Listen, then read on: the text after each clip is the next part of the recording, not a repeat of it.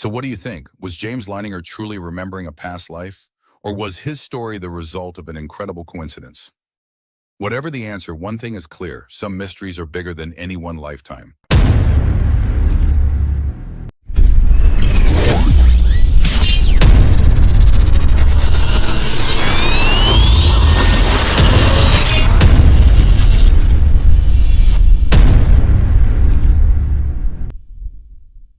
Imagine this. A toddler barely over 2 years old begins talking about things he shouldn't know. Names he's never heard, places he's never been, events that happened long before he was born.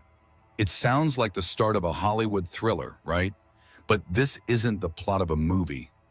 This is the real-life case of James Leininger, a young boy from Louisiana whose extraordinary memories have baffled experts and raised questions about the mysteries of reincarnation. It all began in 2000 when James was just 2 years old. His parents, Bruce and Andrea Leininger, were a typical American couple living an ordinary life. Bruce was a staunch skeptic, an executive with a no-nonsense approach to life, while Andrea was more open-minded, but still not someone prone to believing in the paranormal. Like most parents, they doted on their young son and enjoyed watching him grow, learn, and play. But soon it became clear that James wasn't like other kids his age. It started with nightmares, terrifying, heart-wrenching screams in the middle of the night. James would thrash in his bed, crying out for help. When his parents rushed to his side, they'd find him drenched in sweat, trembling in fear. "Airplane crash," he would scream. "Plane on fire. Little man can't get out."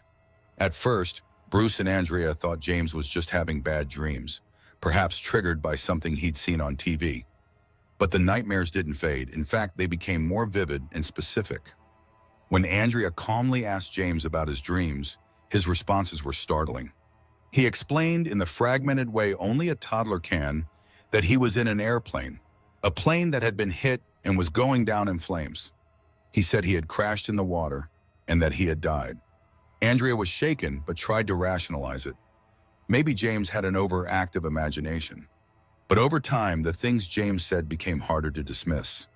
When Andrea bought him a toy airplane, James stared at it intently, then pointed to a part of the plane and said, "That's where the bombs are."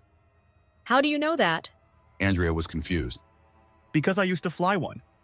Her stomach dropped. "You used to fly one when?" Before I was James. Andrea didn't know what to do with this information.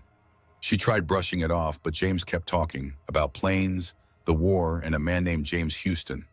It wasn't a name the Leiningers recognized, and it certainly wasn't one James, a toddler with no exposure to history, could have come across on his own. As the weeks went by, James shared more startling details. He talked about the kind of plane he had flown, a Corsair. He described peculiarities about the plane, like how it had a tendency to veer to the left during takeoff, and how its tires blew out easily upon landing. These weren't the kinds of facts a 2-year-old could possibly know. He even recalled the name of an aircraft carrier he said he had flown from, the Natoma Bay. Bruce, the pragmatic father, was deeply unsettled by these conversations. He wasn't someone who believed in reincarnation or anything remotely supernatural. But even he couldn't ignore the specificity of James's memories. Determined to make sense of it all, Bruce began researching the things James was saying. What he found left him speechless. The USS Natoma Bay was a real aircraft carrier that had been active in the Pacific during World War II. Bruce's research also uncovered something else, a pilot named James Houston Jr., who had been killed during the war. Houston's plane had been shot down near Iwo Jima in exactly the kind of fiery crash James had described in his nightmares. Suddenly, the pieces of the puzzle began to fall into place. James Houston had been a young fighter pilot, not much older than James Leininger's parents when he died in 1945.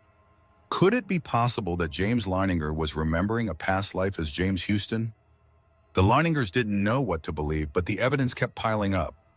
One day, Andrea showed James a book about World War II airplanes, hoping to distract him. Instead, James scanned the pages with rapt attention until he stopped, pointing to a photograph of a Corsair. "That's my plane." "Your plane?" Andrea asked, incredulous. "Yes, the Corsair. But they used to get flat tires all the time." Andrea was stunned. This was a little-known detail about the Corsair, something even aviation enthusiasts might not be aware of. It was becoming harder and harder to dismiss James's claims as coincidence or imagination. Soon after Bruce tracked down veterans who had served aboard the Natoma Bay, they were able to confirm many of the details James had shared, including the fact that James Houston had been the only pilot from Natoma Bay killed in that region during the war. Bruce even found a surviving relative of Houston, who was amazed at how much little James seemed to know about her late family member. By the time James turned 5, his memories of the war and of James Houston gradually began to fade. The nightmare stopped, and he shifted his focus to the interests of a typical young boy. But for his parents, the experience was life-changing. Bruce, the skeptic, had been forced to confront evidence he couldn't explain. Andrea, for her part, came to believe wholeheartedly that her son was the reincarnation of James Houston. The case of James Leininger sparked widespread interest, attracting researchers, journalists, and even a book deal. It was studied by Dr. Jim Tucker, a psychiatrist at the University of Virginia who specializes in cases of children with memories of past lives. Tucker noted that while no definitive proof of reincarnation exists, James's case was one of the most compelling he had ever encountered. Skeptics, of course, have offered alternative explanations. Some suggest that James might have overheard details about World War II from his parents or other adults, despite their insistence that he hadn't been exposed to such information. Others argue that the human brain is capable of extraordinary feats, including the ability to subconsciously pick up obscure facts and weave them into convincing narratives. But even these theories fail to account for the sheer specificity and accuracy of James's statements that have been verified by historical records and eyewitness accounts. Whether you believe in reincarnation or not, James Leininger's story challenges us to consider the mysteries of human existence. How much do we really know about memory, consciousness, and the nature of life itself? Could it be possible that our stories don't end when we die, but instead continue in ways we don't yet understand? For James Leininger and his family, these questions have taken on a deeply personal meaning.